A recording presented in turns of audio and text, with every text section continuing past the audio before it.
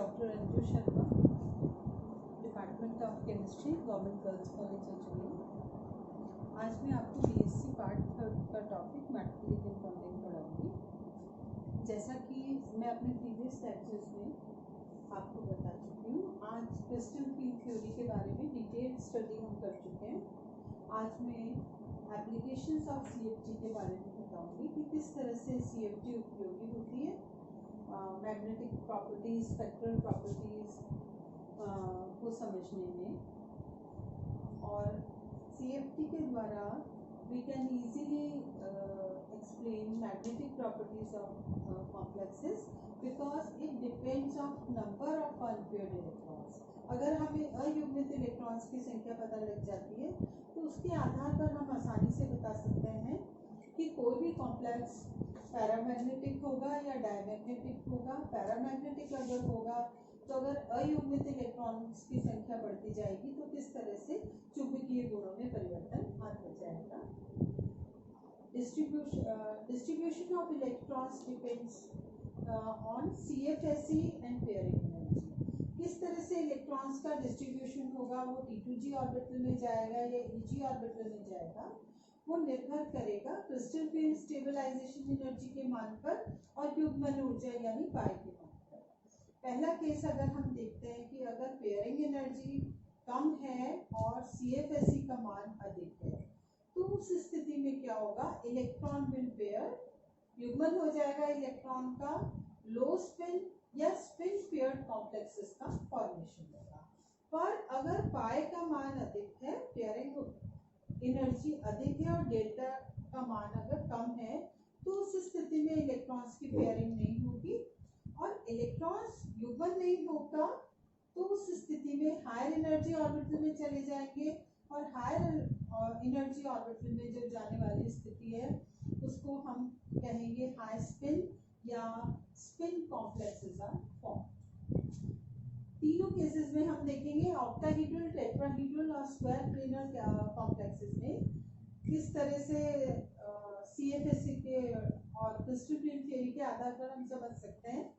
जैसा कि जब हमने ऑक्टाहेड्रल कॉम्प्लेक्सेस पढ़े थे तो डिटेल में हमने ये देखा था D1, D2, D3, D8 और D9 ये कॉम्प्लेक्सेस पैरामैग्नेटिक होते हैं, चाहे वीक फील्ड लिगेंड हो या स्ट्रॉन्ग फील्ड लिगेंड हो, इससे कोई अंतर नहीं आएगा। किंतु D4 वाली स्थिति में अगर वीक फील्ड लिगेंड है तो उस स्थिति में युग्मन नहीं करा पाएगा, then it will be T2G3 EG1।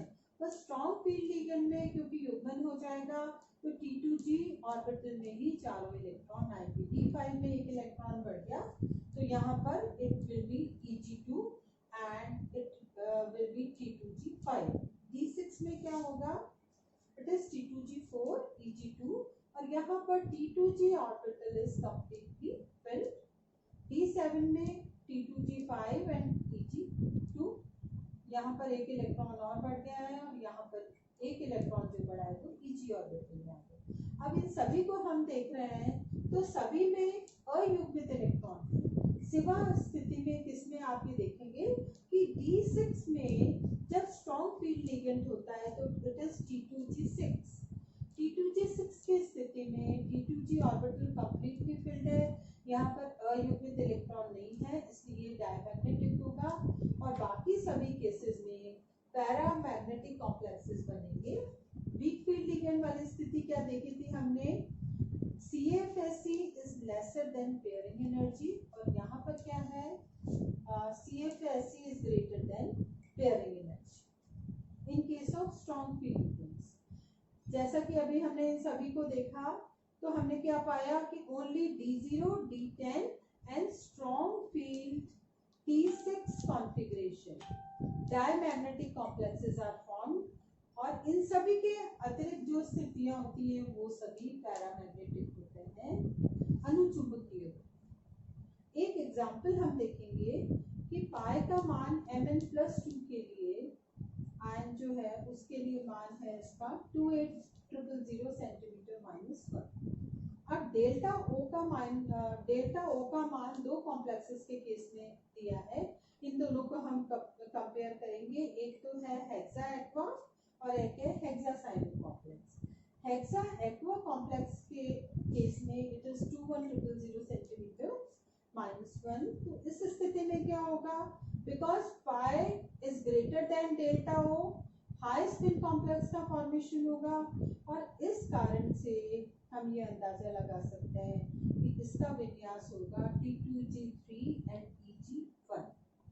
अब अगर हम साइनाइड के साथ में जो कॉम्प्लेक्स बन रहा है दैट इज MnCN6, उसमें आप क्या देखेंगे, लो स्पिन कॉम्प्लेक्स, यहाँ पर इसका पाई का जो मान है दैट इज 38500 सेंटीमीटर -1, डेल्टा ओ का मान ये जो दिया हुआ है। तो इससे आप अंदाजा लगाएंगे लो स्पिन कॉम्प्लेक्स बनेगा, और लो स्पिन कॉम्प्लेक्स बनेगा तो उसकी व्यवस्था होगी T2G4 एंड EG0। तो दोनों में आप अंतर देख लीजिए, तो ये इसमें स्थिति होगी T2G3 EG1, और यहाँ पर होगा T2G4 EG0। इससे आप अंदाजा लगा सकते हैं कि CFSE और पेयरिंग ऊर्जा का मान अगर पता होगा तो आपको कॉम्प्लेक्स की किस तरह का कॉम्प्लेक्स बनेगा, हाई स्पिन होगा, लो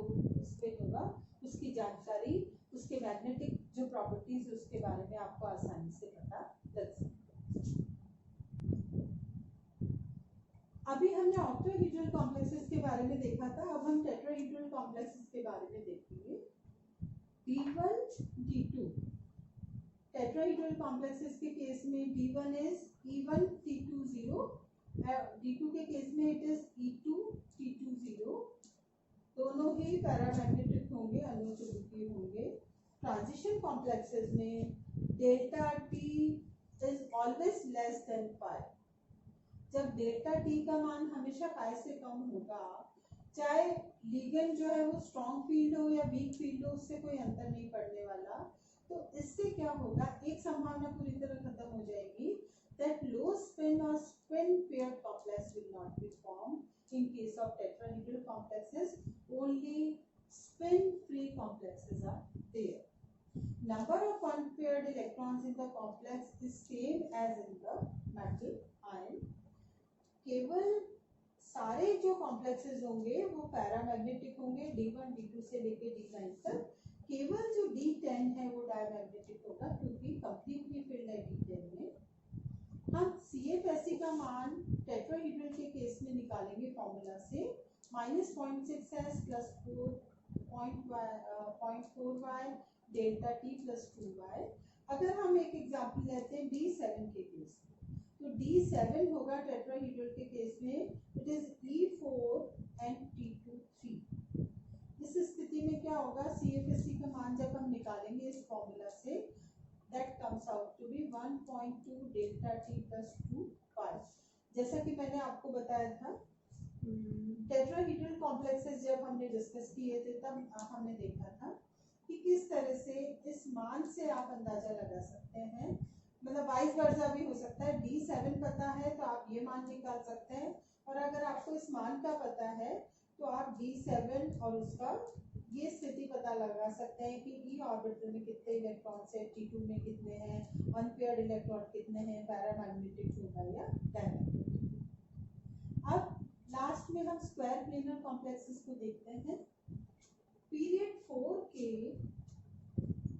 only few metal ions form square planar complexes.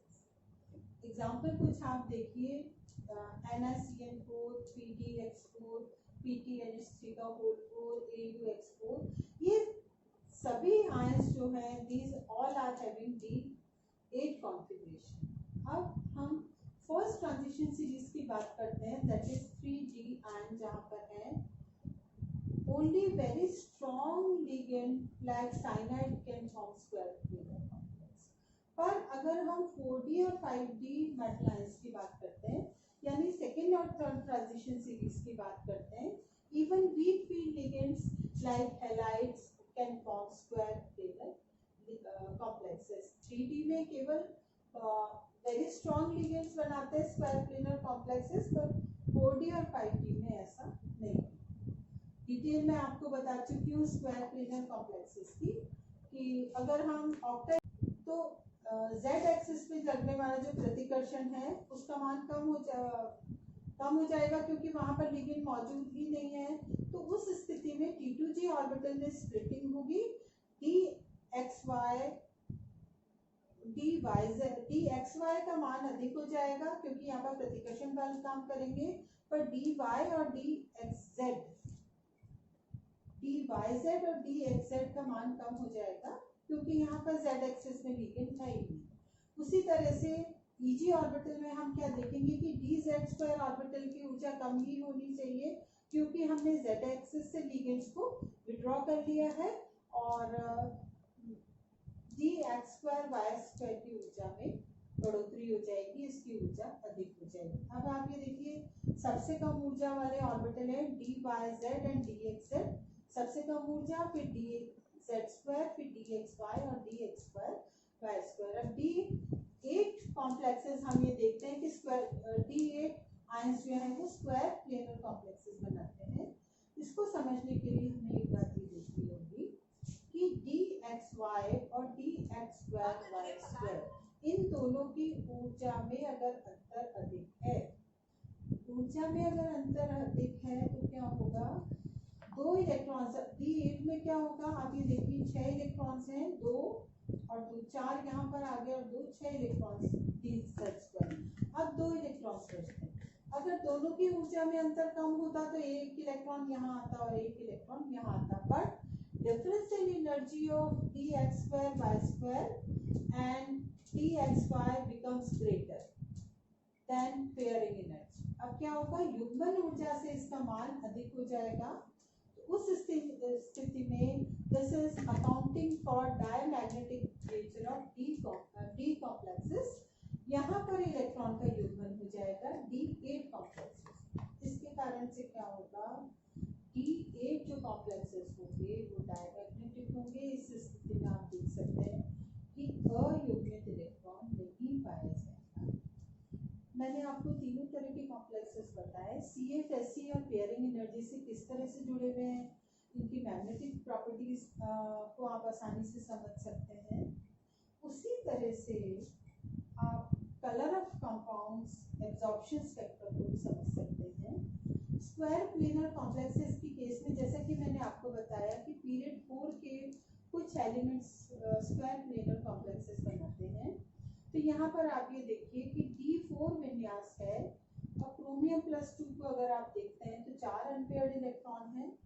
ये सभी स्क्वायर प्लेनर कॉम्प्लेक्सेस बनाएंगे। D6 में Fe+2 2 अनपेयर्ड इलेक्ट्रॉन, D7 में कोबाल्ट +2 में 1 अनपेयर्ड इलेक्ट्रॉन, D8 में निकल, पैलेडियम और प्लैटिनम के डाइवैलेंट आयंस हैं, वो उसमें अनपेयर्ड इलेक्ट्रॉन है ही नहीं, और D9 में कॉपर +2 Ag+2 में 1 अनपेयर्ड इलेक्ट्रॉन है। और इन सब में क्या स्थितियां बनेगी कि सभी स्क्वायर प्लेनर कॉम्प्लेक्सेस बनाएंगे, तो आसानी से आप ज्योमेट्री को समझ सकते। एब्जॉर्प्शन स्पेक्ट्रा की हम बात करते हैं, सेकेंड ईयर में आप पहले पढ़ चुके हैं इसको।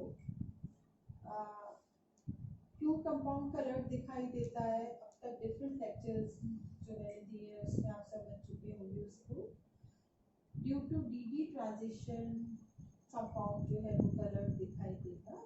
सिंपलेस्ट एग्जांपल है हेक्सा एक्वा टाइटेनियम आयन का, जो वॉलेट कलर का होता है। यहाँ पर आप देखिए किस तरह से संक्रमण होगा, 1 अनपेयर्ड इलेक्ट्रॉन है, और लाइट विजिबल रीजन में जब लाइट के संपर्क में ये आता है 5000 एंगस्ट्रॉम है, तो एक जो अनपेयर्ड इलेक्ट्रॉन है ये Eg ऑर्बिटल में चलेगा, और विजिबल रीजन में यहाँ आप देखिए इस तरह से ट्रांजिशन पॉसिबल होगा।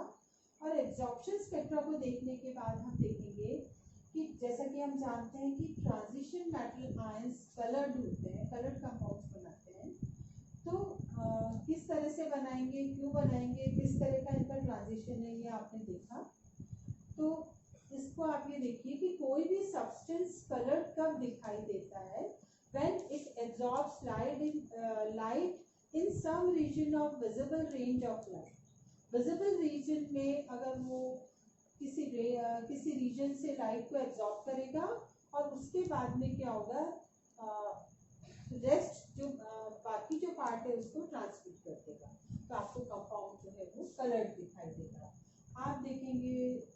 जैसे जैसे d ऑर्बिटल्स में इलेक्ट्रॉन्स की संख्या में परिवर्तन होता जा रहा है, कंपाउंड के जो कॉम्प्लेक्सेस हैं उनके कलर में भी अंतर आता जा रहा है। और एक हम इसको कंपेयर कर सकते हैं Dn और D10 माइनस n, ये जो आयंस होते हैं इनके जो कलर्स हैं इनमें सिमिलैरिटी पाई जाती है। आप स्टार्ट करिए स्कैंडियम +3 से कलरलेस, क्योंकि d ऑर्बिटल में इलेक्ट्रॉन भी नहीं है तो कोई dd ट्रांजिशन की कोई संभावना यहाँ पर नहीं है। एक इलेक्ट्रॉन बढ़ गया, that is V+4 blue coloured compound, D2 में V+3 green coloured, T3 is V+2 it is pink coloured, T4 में आप देखेंगे क्रोमियम +2 इज ग्रीन, D6 में iron +2 it is also green, आपने देखा Dn and D10 minus n। उसी तरह से आप आ जाइए कोबाल्ट +2 में it is D7 it is also pink coloured, then D8 nickel +2 it is green coloured complex and V+3 it is also green color. Here also in case of copper +2 it is D9, it is also blue color complex, then again zinc +2 it is colorless because it is D10। आप ये देखेंगे इन सभी में आपस में रंगों में समानता पाई जाती है जो कि dd ट्रांजिशन के कारण होती है। आपने ये देखा कि D ब्लॉक एलिमेंट्स जो कोऑर्डिनेशन कंपाउंड्स बनाते हैं CFSE